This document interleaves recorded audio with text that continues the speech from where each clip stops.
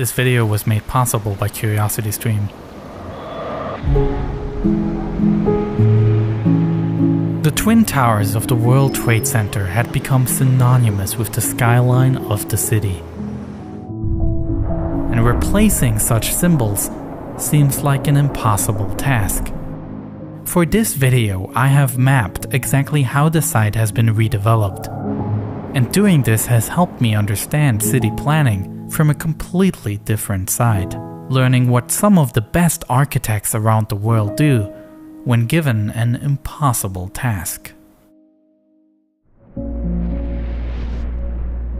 This is the World Trade Center complex before the attack, consisting of the two iconic Twin Towers, as well as towers 3 through 7, and the central plaza in the middle. As a result of the North and South Towers collapsing, enormous forces were released. Debris flew, and fires spread, affecting the entire area around the World Trade Center. Building 3 World Trade Center was a Marriott hotel, which was located directly between the towers, and was completely destroyed when they collapsed. Buildings 4, 5, and 6 were very similar 8 and 9 story tall office buildings. Large parts of these buildings also collapsed, leaving behind a completely destroyed ruin. World Trade Center 7 was a 47-story building. The north side of it was destroyed by heavy debris, causing fires that continued into the afternoon. Eventually, this building collapsed. There was also a mall at the World Trade Center, which was extensively destroyed. This underground mall provided retail space and connected the subway to the World Trade Center. There were also a number of buildings that were not part of the World Trade Center complex, but were still affected. The collapse of World Trade Center 7 severely damaged the Fitterman Hall across the street, which was no longer usable and was finally demolished in 2009. On the other side of the complex, the collapse of the South Tower destroyed buildings, including this small church building. Originally built in the 1830s, this residential building had been converted into a Greek Orthodox church, now standing in striking contrast to the high-rise buildings all around it. While the building has survived over 150 years of urban change in New York, standing alone surrounded by a car park where other buildings once stood, the horrific attacks of September 11 brought down this church as well. On the other side of the street, the Deutsche Bank building was also badly damaged, as shown in this image, with a large part of debris from the South Tower hanging in the facade. This building also had to be demolished, and many other buildings were severely damaged but could be preserved. The attack had torn a large hole in the middle of Lower Manhattan, which was soon commonly known as Ground Zero, and the debate about what should be done with this area began. First of all, the question arises as to who actually owns the land and is in charge of rebuilding. Almost the entire World Trade Center complex originally belonged to the Port Authority of New York and New Jersey, an organization that reports to the respective governors of the two states. In order to reduce costs, New York Governor George Pataki, who was elected to office in 1995, wanted to change the ownership structure and initiated the privatization of the World Trade Center. The shopping center beneath the World Trade Center was leased to Westfield, a corporation that operates shopping centers worldwide. For the Twin Towers, as well as buildings 4 and 5, a bid from the American real estate investor Larry Silverstein was accepted, who acquired them on a 99-year lease. Larry Silverstein wasn't completely new to the site, as he had already owned World Trade Center 7 since the 1980s. 3 World Trade Center, the Marriott Hotel, was leased by the Port Authority to the hotel's real estate subsidiary. And 6 World Trade Center had already been leased to the US government, which used it as an office building for several federal agencies. After the attacks, in order to facilitate an orderly redevelopment of the site, the Port Authority tried to regain the leases. Marriott Hotels reached an agreement with the Port Authority to terminate their lease. The US government also terminated the lease and promised that it will instead become a tenant in future buildings on the site. Also, the Westfield lease was acquired back by the New York Port Authority. However, the company will later still be involved in creating new retail space on the site. Meanwhile, the Port Authority also took over the site of the Deutsche Bank building, which will now officially become part of the World Trade Center complex. Larry Silverstein, however, retained his rights under his lease, which means that the Port Authority will have to come to an agreement with him on how the site should be redeveloped. The question of what to do with Ground Zero was discussed widely, because in addition to the owners, it was a question that also concerns the families of victims of the attack. The Twin Towers of New York had become a symbol of the city, and any new use of the area would also be interpreted as a sign for how the city and the country deals with grief. A number of very conflicting proposals emerged in the years that followed. And while some have criticized the lack of progress on Ground Zero, others have criticized the urgency with which some investors want to place new buildings on the site. You've got to think about it from the point of view of a soaring, beautiful memorial.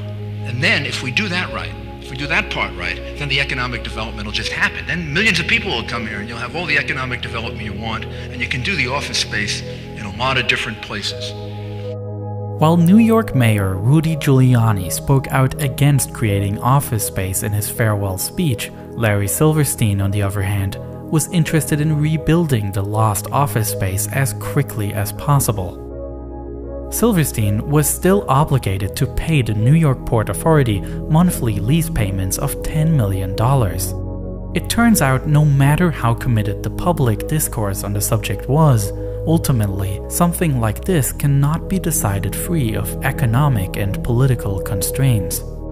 Silverstein, annoyed at the slow process, immediately began building a new World Trade Center 7. This was possible because he had acquired this building years before he had acquired the rest of the site, which is why the insurance claims were settled separately.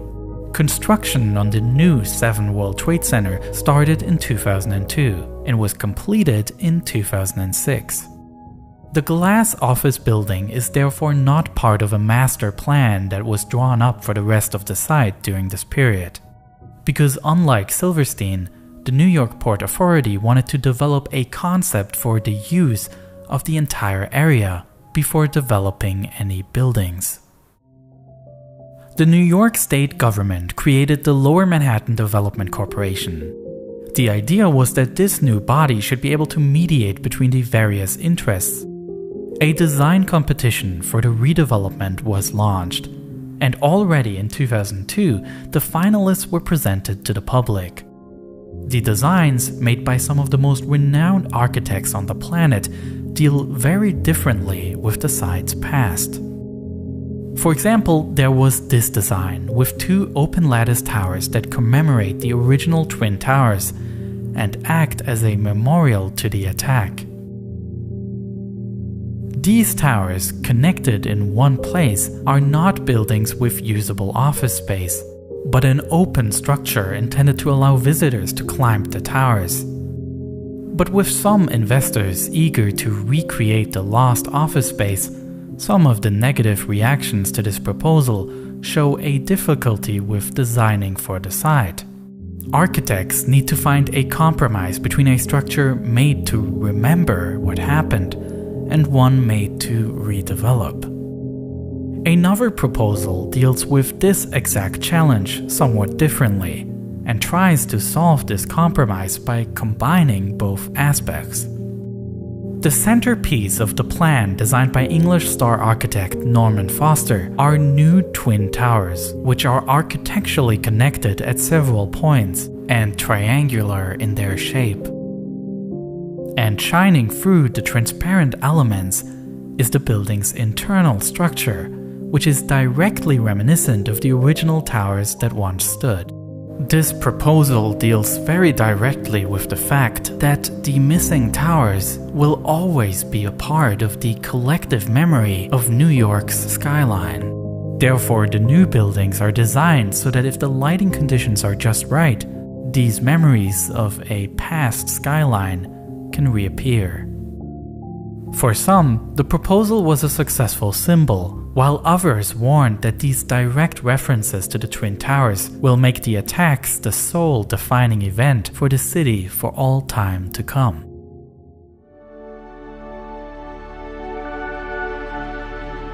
Another radical proposal envisions the construction of two wide buildings, each consisting of several interconnected towers. The lattice-like shape may recall the skeletal structure of the original Twin Towers, and the architects hoped that the unusual shape with solid building elements pierced by voids will symbolize presence and absence and how they interact with each other. It is not the only proposal that completely redefines the skyscraper as such. There was also this plan by a group called United Architects, who designed a large building complex with twisting sections. Their design appears somewhat as if several independent buildings have merged into one solid crystal. However, none of these designs ultimately prevailed over Daniel Libeskind's memory foundations. Libeskind envisioned several buildings standing along an arch around the original site of the Twin Towers, and the buildings are designed to align in ascending order of height when viewed from the Statue of Liberty. Libeskind, who himself immigrated to the United States as a boy, skillfully uses the symbolic power of the skyline, and his approach stands out for how personal it is. I'm doing it because I believe in it. I believe in contributing a thought about how to develop the site and what this site means to me personally also. Centrally planned is a single skyscraper with the symbolic height of 1,776 feet, commemorating the year of the signing of the Declaration of Independence. The building should have an office part as well as a thinner glass spindle that extends upwards in which gardens are located. And the spire of the building will not be centered as usual, but sit on the side, again referring to the Statue of Liberty's side-mounted torch. But as much as the focus was understandably on the symbolic center pieces, the design competition was actually more of an order for architects to draw up concepts for how the space should be used. In other words, planning the street layout and where office buildings should stand and where the memorial site can be built. The mock-ups of specific buildings, such as Libeskind's Garden Tower, only serve to offer the public a better idea of what it could become. At the same time, the mock-ups can also be understood as an indirect application by Daniel Libeskind to also be hired to design some of the buildings. At a certain point you told one journalist, I'm not here just to design the curbs of the streets. Well, I hope not. I hope that I get to design some buildings on the site, absolutely. But you're having to fight your corner. Well, nothing is given in life. Larry Silverstein felt that this competition wasn't necessary. After all, he considered himself to be able to select architects on his own, and he has chosen the architect David Child from the architecture company Skidmore, Owings & Merrill. In the years that followed, there were countless compromises and changes to Libeskind's plan, with only the basic layout remaining. While the original World Trade Center represented a large block within Manhattan, Libeskind's plan partially restored the city's original grid as it was before the Twin Towers were built. Therefore, Greenwich Street and Fulton Street were rebuilt. Another central aspect of Libeskind's design that prevailed was the idea of making the original site of the Twin Towers a memorial and a museum. However, where Libeskind could not assert himself was with the design of the new One World Trade Center. Silverstein had commissioned David Childs to have his own design made, which looked like a 64-floor tall office tower, which is extended with an open-air structure in which an array of wind turbines will be located. In an attempt to compromise, the two architects then developed a joint proposal combining the different plans, creating a building that once again had the spire desired by Libeskind. After all the private negotiations and this enforced collaboration, will Freedom Tower end up looking as it does in the latest model? If we rebuild the World Trade Center in the form of a skeleton, Freedom Tower, the terrorists win. The compromise proposal failed, and Childs was commissioned to redesign the building again, without the ambitious open-air structure. The plan for the building, as it stands today, came about. A twisting glass monolith that would become the country's new tallest building. But in order to actually implement this plan, it was first necessary to facilitate a complex exchange of property rights and leases. Larry Silverstein was legally entitled to build new buildings at the place where the Twin Towers had once stood. However, since the memorial is to be built here, a swap deal was necessary. This resulted in a long-running dispute between the New York Port Authority and Silverstein over the development of Childs' new high-rise building. Silverstein wanted to build it himself, but hardly had the means to handle the project together with all of the other buildings. Eventually, Silverstein ceded his rights to use the original Twin Towers site, as well as to build World Trade Center Tower 1, to the New York Port Authority, and provided part of his insurance proceeds for these projects. In return, he received the right to build 3 new office towers, World Trade Center 2, 3, and 4. For the design of the memorial site, a separate competition had been launched, with lots of innovative ideas. For example, one design suggested stairways along the outlines of the Twin Towers that lead visitors into an underground room filled with lights. Or another design that envisioned the creation of 2 memorial gardens where the towers originally stood. Of all the drafts, the proposal Reflecting Absence by Michael Arrett and Peter Walker was selected as the winner. 2 pools were built outlining the shape of the Twin Towers. On the inner walls of these pools, an artificial waterfall blocks out the noise of the city. Located along these pools are the names of the victims of the September 11 attacks and the victims of the 1993 World Trade Center bombing. On this site, there is also a pavilion entrance to the museum, which is located underground. The lot adjacent to One World Trade Center is also owned by the New York Port Authority, and a performing arts center is under construction here. The building went through several financing difficulties and a change of architect, but is now scheduled for completion in 2023. Now let's look at the 3 lots that were part of the swap between the New York Port Authority and Silverstein. Developed by Silverstein, the 4 World Trade Center opened in 2013. It is a glass skyscraper that offers plenty of office space due to its large footprint. 3 World Trade Center also is an office tower. It is an additional 6 floors taller and was opened in 2018.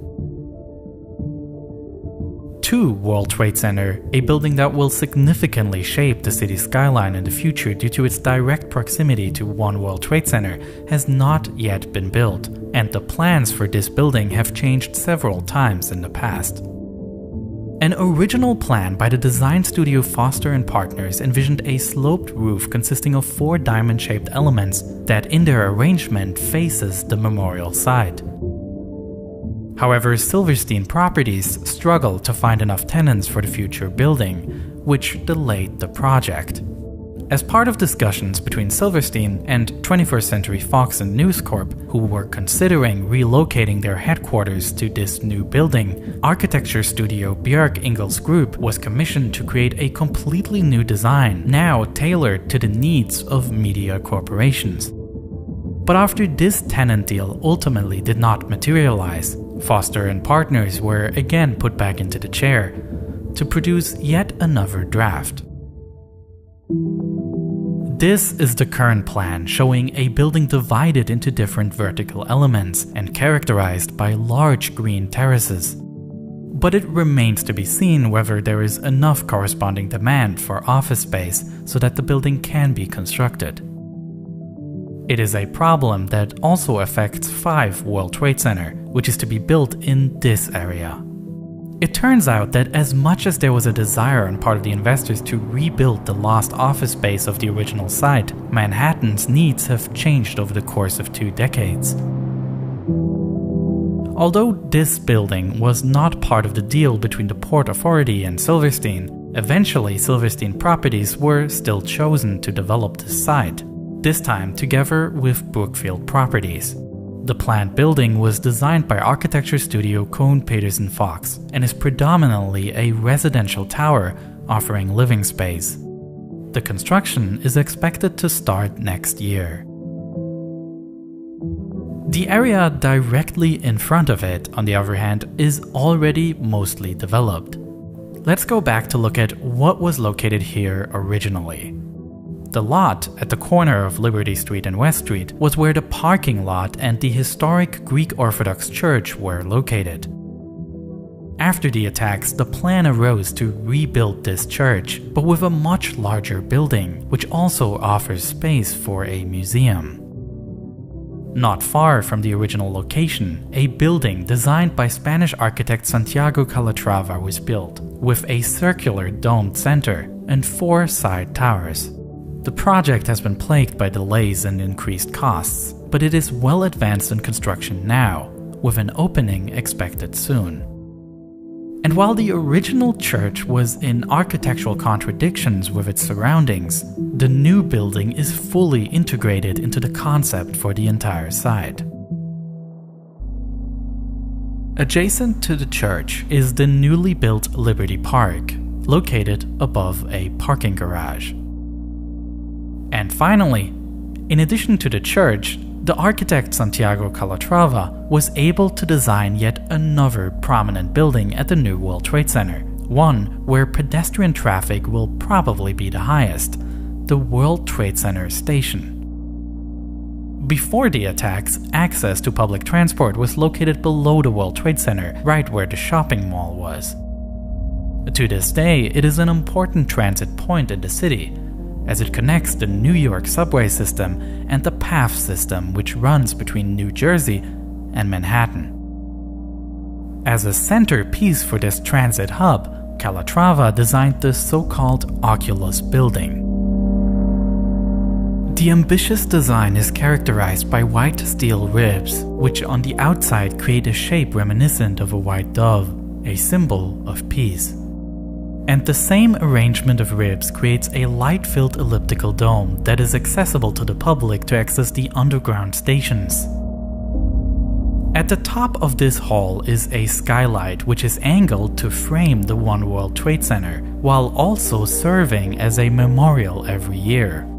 The skylight was designed so that it can open and close, which is done only once a year on September 11, for exactly 102 minutes. The length between the first impact and the collapse of the World Trade Center. The arrangement is also aligned in such a way that the sunlight shines directly through this gap at that time.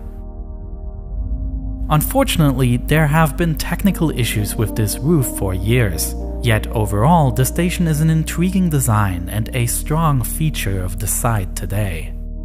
And the large hall serves as the Westfield shopping mall with 2 floors of retail space. While Westfield had initially leased the mall under the Twin Towers, they have been heavily involved in creating this new space. The current World Trade Center is fulfilling many of the same tasks as the original one, providing office space for tenants of real estate investor Silverstein, a transit hub, as well as retail space for Westfield, and a new Greek Orthodox church. But it also fulfills a completely new task as a memorial site.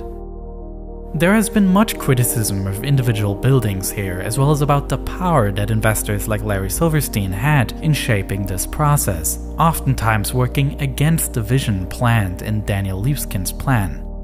But Libeskind, when asked about these difficulties in 2004, at a time amidst intense debates about the site, expressed understanding. If you read the New York Times quote, "The incredible shrinking Daniel Libeskind, how Ground Zero's architect went from master planner to minor player." If being minor player means that I believe in democracy, and I believe in compromise, and I believe in evolution, then I'm very happy to be 5'3" as I am. Even if the site as it is today is the result of countless compromises, with radical architectural ideas oftentimes not able to assert themselves, it is also this exact squabble of interest that can be seen as a democratic development. That maybe amidst all valid criticism, there is also value to the fact that interests were weighed, that this wasn't one top-down vision, but an open process. For me personally, mapping out these changes has made me understand the local history of events that fundamentally shaped the global context I grew up in. If you go to the site today, there are remnants of the original World Trade Center. The bronze sphere, designed by Fritz Koenig, originally located on the plaza in front of the towers, is now standing in Liberty Park. A tree originally planted in the 1970s survived the attacks and is now found in the Memorial Park. And when you go into the underground museum, you will see an exposed wall that had been built to dam the Hudson River for the construction of the Twin Towers. I have made another full-length video about the fascinating construction of the Twin Towers, explaining why it was necessary to build this giant wall. The video goes over the groundbreaking new methods used to build these towers that paved the way for the modern skyscraper as we know it today. And together with this video, it really rounds up the story of this site. The video is part of my ongoing Nebula Original series, Underexposure, in which I explore often overlooked aspects of topics we all know about. I have made videos about the investigation into Flight MH17, or about the Kuwaiti oil fires, and you can also watch my video about the refugee crisis, as well as highly produced original content from other independent creators, all available on our own site without any ads. The best way to get access to Nebula is through the CuriosityStream Nebula bundle deal, which at its current sales price is less than $15 a year to get full access to both sides. And CuriosityStream has absolutely incredible documentaries such as Getting Frank Gehry about the unique design approach of this world-renowned architect. So not only do you get access to 2 streaming sites, you will also support me and other educational creators in making the videos we always wanted to make. So go start watching these videos right now by clicking this button on screen or following the link in the description. Thank you so much for your support.